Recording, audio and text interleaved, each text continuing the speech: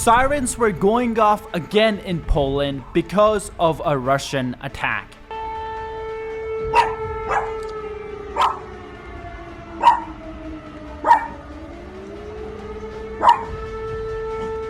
And it wasn't just Poland. Romania was under attack and they had to scramble NATO jets. A Russian drone entered Romanian airspace for 10 kilometers, roughly 6 miles, and was in NATO country's sky for 50 minutes.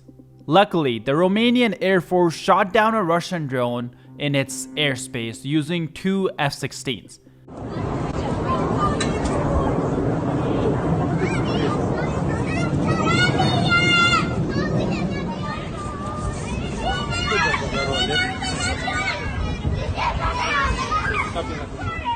This is happening for one simple reason. 3 days ago, Russia sent 24 drones into Poland and NATO did not respond how they should have.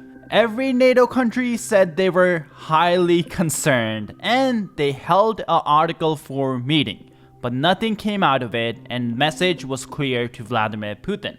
He can keep doing this and he can get away with it. Putin is mocking President Trump, Putin is mocking NATO with these regular drone attacks against NATO countries. This is not me saying it, this is coming from Polish foreign minister. Listen to it yourself. I think it's high time that President Trump should see that Putin is mocking him. Instead of a ceasefire that was supposed to happen before the Alaska summit, and serious peace talks, Putin is sending more and more drones, first at Ukraine and now at NATO. So I hope that at the end of this process, we have a series of coordinated moves to make President Putin realize that this exotic project of rebuilding the Russian Empire will not stand. Now, of course, this is an attack clear as day, but these drones are serving a second purpose that's way more beneficial to Russia than just mocking NATO.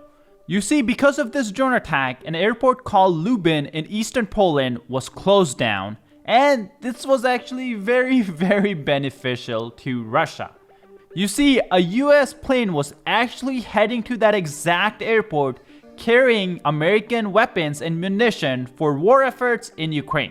Aid to Ukraine was being delivered to this airport and Russia launched their drone purposefully to redivert this plane. Now, of course, in the grand scheme of things, it's not gonna do much. The plane was rediverted to Warsaw, and as soon as it's safe to fly to Lubin, the plane will go there and the supplies will be transferred to Ukraine. But Russia is aiming at a much bigger play than just diverting the planes. You see, 3 days ago, they attacked Poland. Now they're attacking Poland and Romania. And I'm sure a few days later, they'll attack Lithuania. Goal of these attacks is not actually to start a war with NATO because that's something Russia cannot afford. That's something the Russian army is just not capable of. They've been stuck in Ukraine for the last 3.5 years. In fact, they control less land now than they controlled in 2022. And on top of that, this is something not many people are talking about because so much stuff is happening.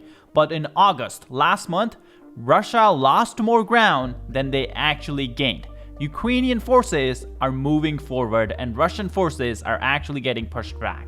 This is exactly why Russia regularly launches drone attack aerial assaults against Ukrainian infrastructure and Ukrainian citizens.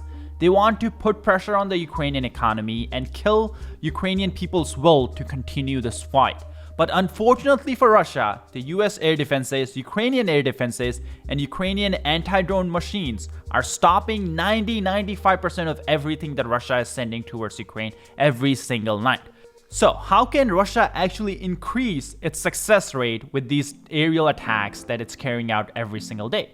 If somehow Russia can formulate a strategy where NATO air defenses that are being routed to Ukraine actually go to different countries, then Russia will have a much easier time killing Ukrainian citizens in the future. And that's exactly what Russia is hoping to do with these drone attacks against NATO countries.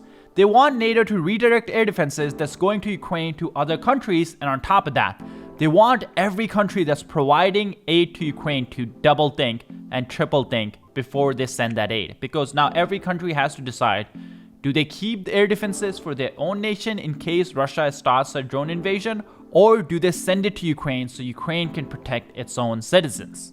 If you need more proof of this is what Russia is aiming at, look at what Russia just did this morning. Russians rolled out an Iskander missile just few kilometers from Poland's border. The missile system appeared right on a highway in Kaliningrad, according to this report. Here's the clip of that.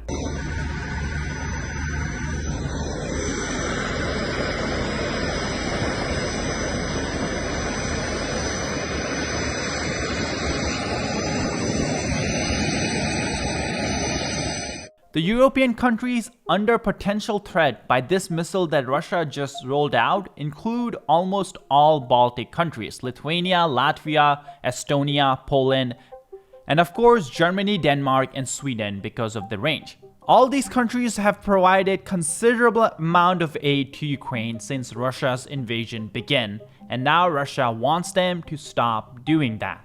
Now, of course, if you look at Russian channels, they will never admit this because every time Russia accidentally attacks Poland, accidentally attacks Romania, they always say, hey, it was a mistake, or they'll say it's not Russian drones, it's the Ukrainians who are attacking you. Russia wants to create this misinformation campaign, this propaganda campaign, where people just don't believe anything. Russia's goal of lying is not that you believe the Russian side.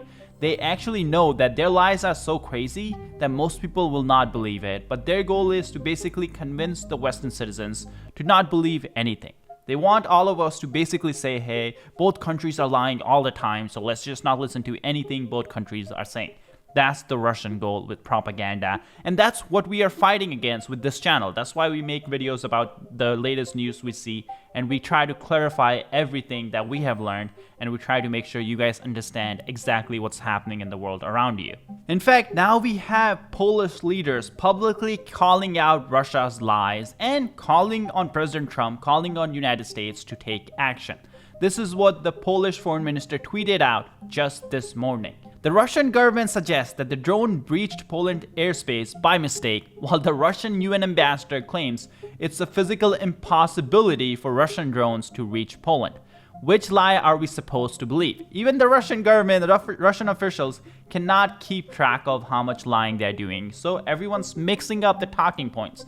They have so many different lies, and that's the problem with lying, is you have to keep on lying to keep everything in order.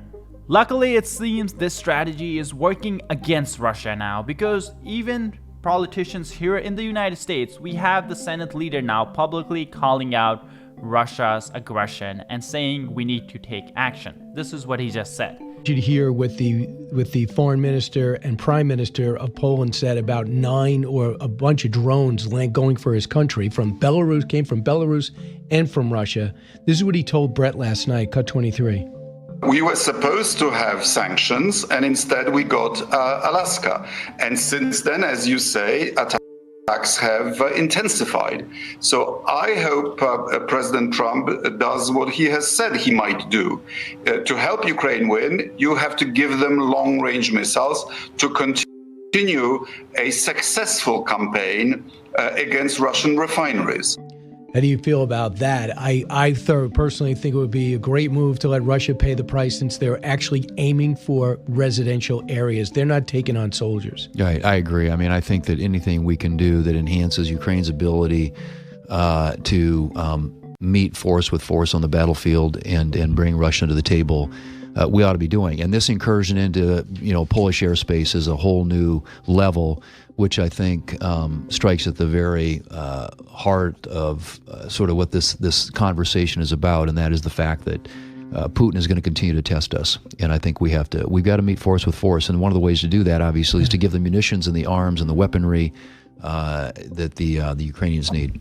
YouTube just dropped a mind-boggling announcement. It is paying creators $64 million per day. Why? Well, because YouTube doesn't have enough creators. That is why you see videos on your home page that have less than 1,000 views, like this one right here. Now, of course, this doesn't mean that everyone should start a channel. But if you have ever wondered about starting a YouTube channel or a faceless channel, now is a perfect time. YouTube is paying creators millions of dollars every single day, and it's pushing newer and smaller channels now more than ever. But I'm sure you have many questions on how to start and grow a channel. We get questions in our email all the time from some of you guys. That's why we decided to put all our YouTube advice into one YouTube video for completely free. So, if you're someone interested in starting your own channel, you can watch that video here on YouTube by clicking the link in the description or card on your screen. Now, as the Senator Thune just said, what we can do to make sure this war comes to an end is give Ukraine everything it needs to put pressure on Russia.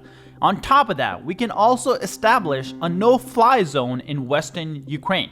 That way we can protect Ukrainian citizens and also protect NATO citizens in countries like Poland, Romania, and Lithuania. Because so far Russia has been claiming that they're trying to attack western Ukraine, but these drones are going off course and going into NATO. Well, we can have a no-fly zone covering entirety of western Ukraine. That way Russia just has no option of making these accidental mistakes that Putin claims Russia so often does. I don't also understand what is the message Russia is trying to send. Is their military so incompetent that they're making a mistake every other day? Or do they have the second largest, second strongest military in the world that has been stuck in Ukraine for the last 3.5 years, gaining minimum ground and losing millions in casualties? Now, just recently, I had none other than the greatest chess player of all time, Garry Kasparov, who has been a vocal dissident, vocal critic of the Putin regime. He was a citizen of the Soviet Union and he realized what Putin is trying to do. He's trying to rebuild the brutal regime that Soviet Union had, and he's been trying to stop it ever since. He was on our podcast and he called out how Putin wants to escalate this war. So let's quickly listen to that clip. And do you think this increases the chances of Russia trying more escalation in the future against NATO countries? Oh, Putin has nothing else but escalations. I mean, I've been saying it from day one. So it's not if, it's when. Since Russia is now a giant war camp, it's very important to understand that is no matter what you hear from the Oval Office here, from the White House, from some of the members of Congress who are trying to give Trump cover up and benefit of the doubts, or from some of the pro-Putin politicians in Europe, war is the only, and I emphasize, the only engine for Putin's power. It goes without saying. The entire Russian society, not just economy, society, and you look at every segment, political, it's war. It's economy, war. Propaganda, war. And it starts from the kindergarten. They already brainwashing kids at 6 and 7, to hate Ukrainians, and they sell the story about war against the free world. It's not just Ukraine. Ukraine, according to Russian propaganda, and again, it's not I'm saying, they have been saying it. I'm simply translating it. Ukraine is a puppet of the world, and Russia is fighting the world because the world wants to take over Russia. So this is a war against the free world. And since Putin got, this now official backup in Beijing, so he views this war as a spearhead of the efforts of the undemocratic world, of the world of tyranny against the world of freedom. He cannot stop. He has 1 million people, 1 million plus, fighting in Ukraine. Most of them are paranoid, just killers. So they lost, just any sense of normal life. He can't afford them, returning to Russia. It's impossible. So when you hear the noises, like, his former president and Putin's shadow, Dmitry Medvedev, he keeps talking about attacking Finland, attacking Poland. People say he's drunk. Yeah, but even if he's drunk, most likely, he is simply, telling the stories that in the mind of his boss. And the regular conversations, Russian television, about the restoration of Russian empire and Russian influence in Europe, again, it's on a daily basis. So that's why when you look at every element of Russian society, every structural element, from the top of the oligarchy to the basically kindergartens, it's all about war. War is like a virus that infected every part of the body of Russian polity. And that's why expectations that you may actually find a way to compromise. No, there's no compromise. Putin needs victory, but even if he's given everything he wants now, he'll continue. Since again, he made war the only justification of his lifetime tenure.